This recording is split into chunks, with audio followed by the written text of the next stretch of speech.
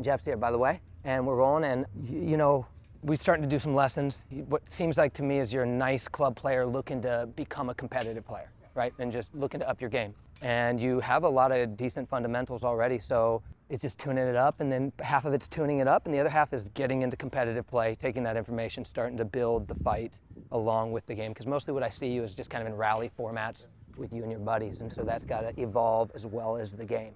And so we're getting into it. So we're just talking about, we're gonna get into your one hand today, okay?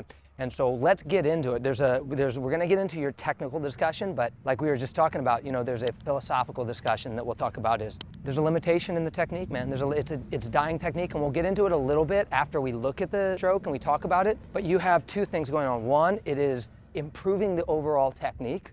And then two, a long-term consideration is, do you want to stay a one-hander? And if it was a kid, I go, no. You're not staying one-hander. yeah. But if it's a guy my age who loves the game and wants to keep his fresh one, I'm open to it. But we got to see where it goes, and that's the conversation you got to have with yourself. Let's just start looking at the stroke. So I put out just some primary, you know, just some of our primary targets, and just have some fun with it, man. I'm just going to hand feed you into it. And let's go ahead and let's just go to the yellow right now, and let's start working it.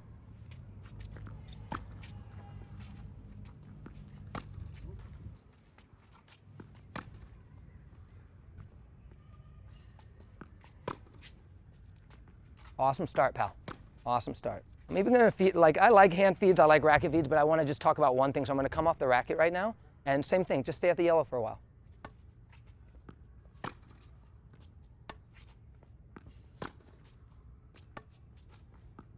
Good, now continue the turn of the hand through the finish, because I've seen you hit this before, yeah, and you're just a little bit better through the finish pronation than you are today, but that's cool. Doesn't matter, we're gonna be talking the backhand anyways. Cool, looks great. Hey, so let's talk it. Let's talk it, and let's get into a couple things. Before we get into the backhand, one thing I want you to put your focus in moving forward. I think we've had a couple half-hour lessons so far, and the first thing I said, look, you gotta start building from the ground up. And one of the things that we build from the ground up is that we have to be in split step, right? We have to be in a fundamental split step. And one of the reasons is, outside of what I'll tell you the reasons, everybody does it. It's one of those things at the highest level, everybody's splitting all the time, minus a few times that they're cheating on a guess, right? They're totally burnt to them. But if everybody does it all the time at the high level, we have to do it because there's a reason to it. One, it's a momentum, like boom, I hit a shot. I got to clear my momentum with the split. If you don't, you buckle down. So we can get into the split step sometime, but today's about the backhand. But the biggest thing on the split step is this. You have to be in the air on my contact. And when I watch you right now, it's okay, it's casual. I don't want to watch it today. It's not going to be my primary focus, but when I'm hitting the ball, you're just starting to leave the ground. And it's important this gets timed right. Split steps are the drums of tennis. So if tennis is music, we have to have the percussion and time, and if you don't have the percussion and time, then the music doesn't sound as good.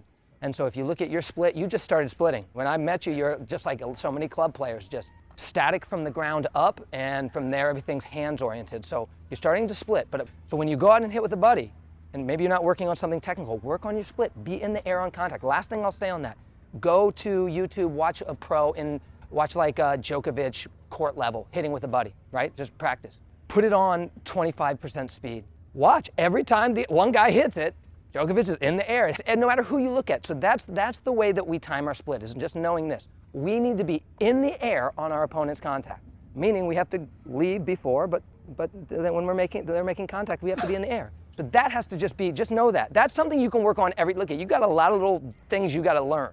But you can be out there one day and say, it doesn't matter, I'm not learning today. What I'm doing is I'm building my split step. So do it. Okay, that makes sense? So I know you want to put your mind there right now, and you can, but right now I just want to look at the backhand a few more times, and I'm going to tell you exactly what I think. That's better, man. That's it. Good on the split step. Let's go. That's it. That's perfect, man. Come on, keep turning the hand through the finish.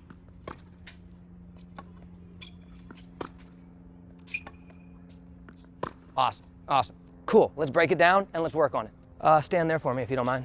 So I like a lot of what you're doing. I mean, what I like, and today I don't think it's as clean as the first time I saw it, but what I like is that you have a nice pronation through the finish, right? There's a good rolling pronation through the finish.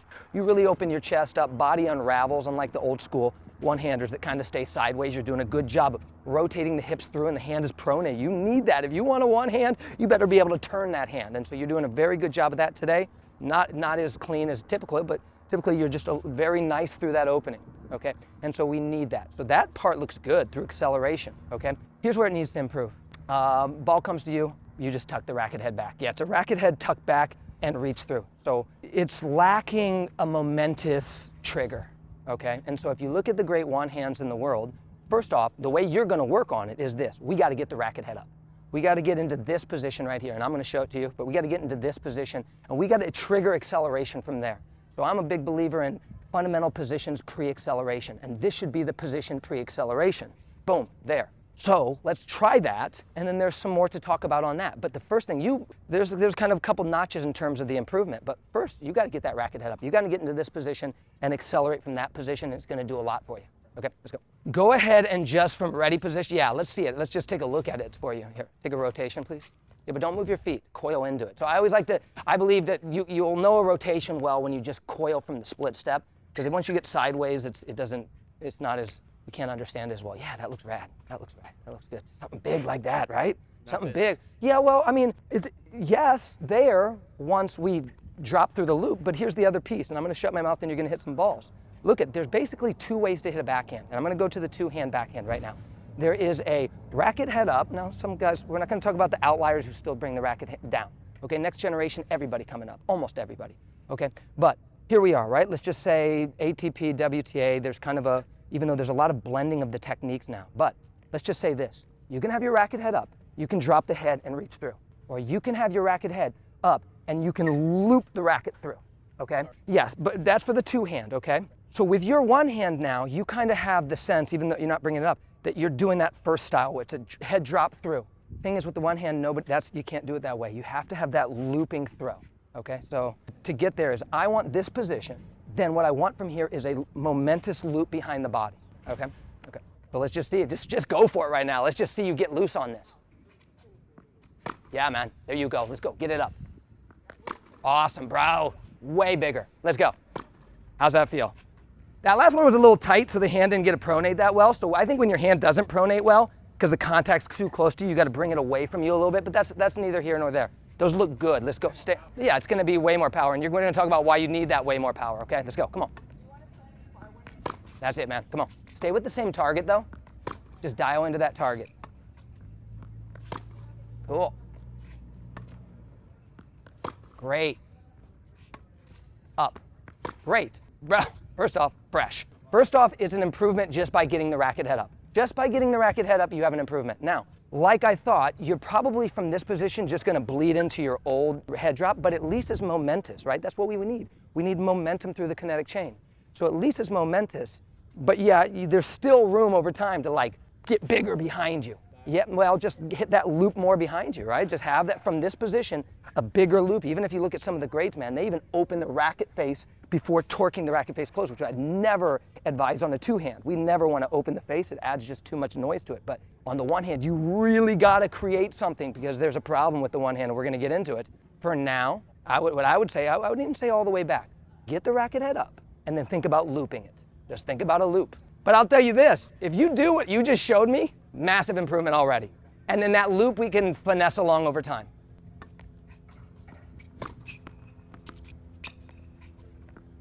That's it, man. Let's go. Racket head up. Let's go. Racket head up. Good. Let's go. Racket head up. And just like I thought, maybe it's too much. Like sometimes we gotta build little pieces, right? And so you're like, oh, no. Hey, let's just focus on this position right now and opening the chest from there. And exactly how much we amplify that loop over time, that's gonna be something that we can polish, okay? For now, just get that racket head up and go for that target. Yeah, man, go. That's awesome.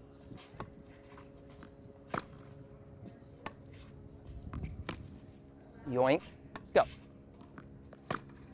Yeah, but finish the hand pronation. Don't stop it there. Yeah, finish that turning the hand through the finish. You're on it, let's go, racket head up. Good, get that head up. Cool, show me the rotation again. Show me the rotation, because also part of my failing as a coach is I have a lot of information, and we also have to parse it. Good, that's it. Let's focus only on this, only on this. I know I've told you, we talked about the split step being in time. We talked about amplifying the loop.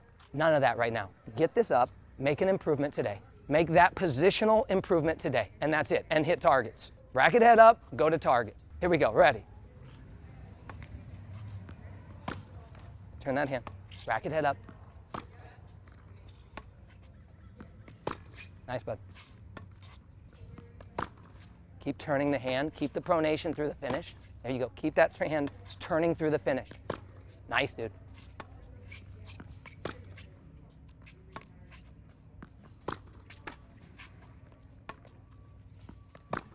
Awesome, bud. Come on. Let loose now. Let's go. Get some power on this thing. Let's start feeling a bigger swing. That's it. Let's go. Start feeling a bigger swing through this. Cool. Racket head up. Great. Stay on it. Let's combine the two ideas. I want the split step to be clean. You're in the air on contact, and then you're getting the racket head up and you're swinging from that position. All you have to think to make an improvement is this. I'm going to swing from this position. That's it. I'm going to swing from the racket head up position. That's it. Okay? Be in the air on my contact.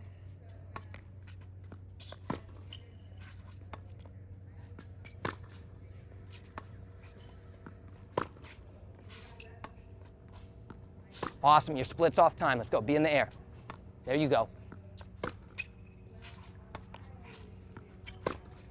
Cool. Yeah, man.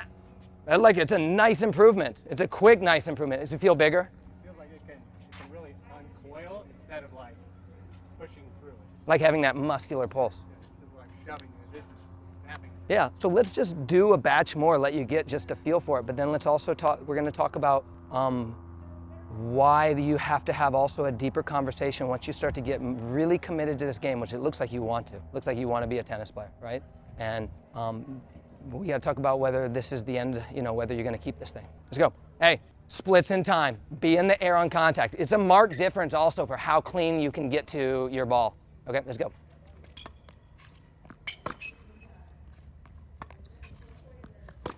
Swing from the head up.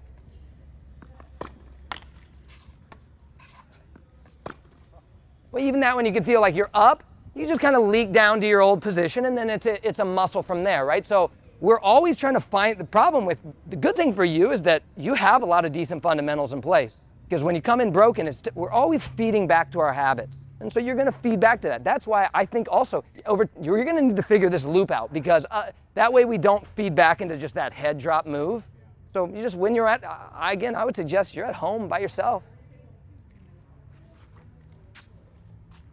Feeling it, baby. Map it out. I'm not a huge fan of trying to make our strokes look exactly like pros, but we can always learn from them, right? We learn from the best. Go watch the great one-handers, the current great one-handers. Go, you know, look at Wawrinka, go look at Musetti. You can look at Federer's too. At the beginning of his career, I didn't like how I mean, I loved how he played. But I'm saying he didn't open his body as much as he opened towards the end of his career. He kind of like made sure he evolved with the technical times. But go look at the great one-handers. Look how they, from this position, unwind. And I think there's going to be information there for you. Bad feed. That's it. Let's go. Come on. Let's go. Come on. Throw it from up top. Go. Throw it from up top. That's it. Throw it from up top. Now I'm going to bring that feed up a little bit, and we're going to talk about it.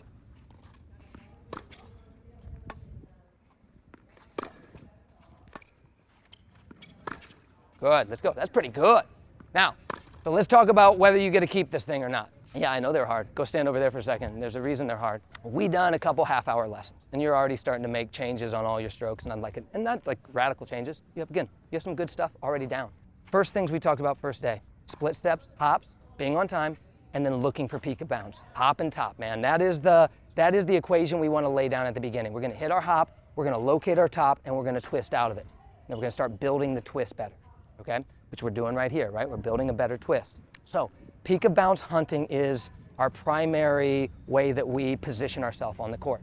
Now, I just start, the first feeds are just giving you some easy feeds so you can feel what this feels like. You need some of those. I started bringing the peak of bounce up, and you started to have some difficulty, not difficulty actually, you know what? You did it decent. And the reason you did it decent is the best thing going for you right now is that nice pronation of hand through the finish. Here's the problem with the one hand. And here's what I'd say, if somebody said, what's a tip for hitting the one hand? First tip would be, don't do it, okay? Because it's dying and it's almost dead. And I know there's some conversation, is it dead? It's dead. And here's why. Game's getting faster, more spin, peak of bounce is lifting up. We hunt peak of bounce. The greatest players in the world are trying to take the ball high at the peak of bounce.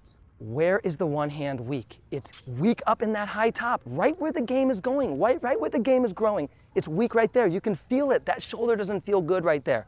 Okay, it's, right there. That's the weak space. I call it the dragon scale of the one hand. But that's where the game is going. It's specifically going into that space. What does the two hand do? Feels great.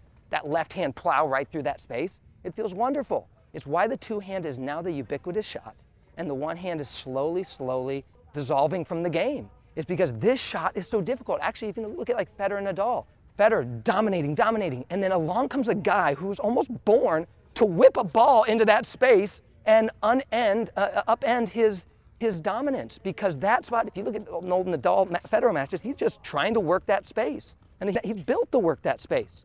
So it's a great first example of, oh wait, this thing is got a fundamental problem. And the problem is where the game is going. And the two-hand feels great through that space. It feels awesome. I love high two hands. Every two-handers love to take that space. One-handers, I know you feel weak there.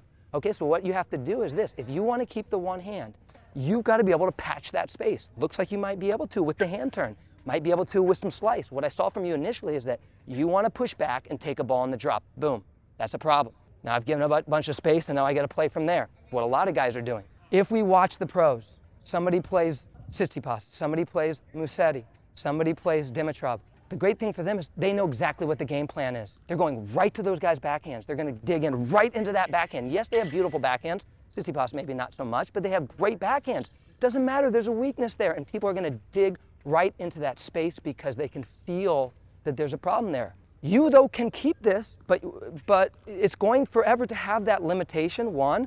But two, you're going to have to be very conscious of that space right there and work a lot on it, on that high backhand space. And that will kind of decide along the way as you start coming up the levels. It's one thing to get hand-fed balls from me.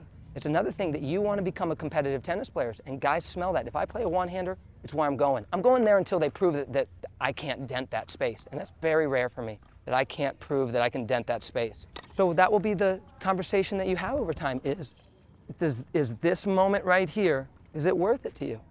But it looks cool. Let's do a few more. So what I'm going to do now is I'm going to lift that up into that space, and you're just going to play with it.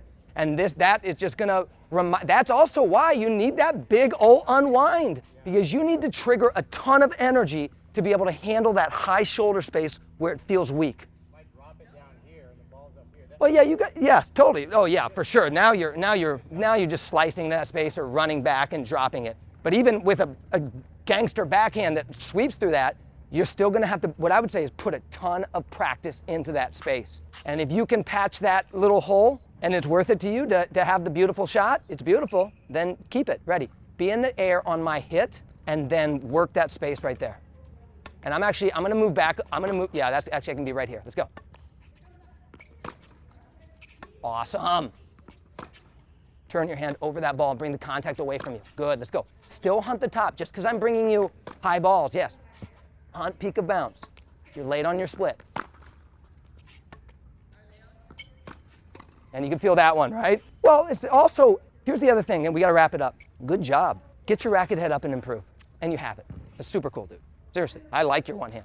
You have a long-term conversation that most one-handers are going to have with themselves. As you start to work on that space, because it's a space that you haven't worked on before, you probably just need to bring your contact away from you a little bit. And then just so, bring it, like, the higher the contact, probably just bring it away from you a little bit, like out a little bit, and then the hand will turn over the ball a little bit better. Those where you're just a little tight to the contact. Uncomfortable back here versus here. It's a lot better. Yeah, just as you bring that contact up, just bring it away from you a little bit so that your hand can turn over the ball. And that will be your answer to starting to work on that space. But again, what I would do is one, get our splits on time. Let's get our racket head up. As you develop, work on that high backhand, because if you can make that great there and you can patch it and guys can't hurt you in that space, then you can keep your one hand, you can be happy with it. Awesome, man.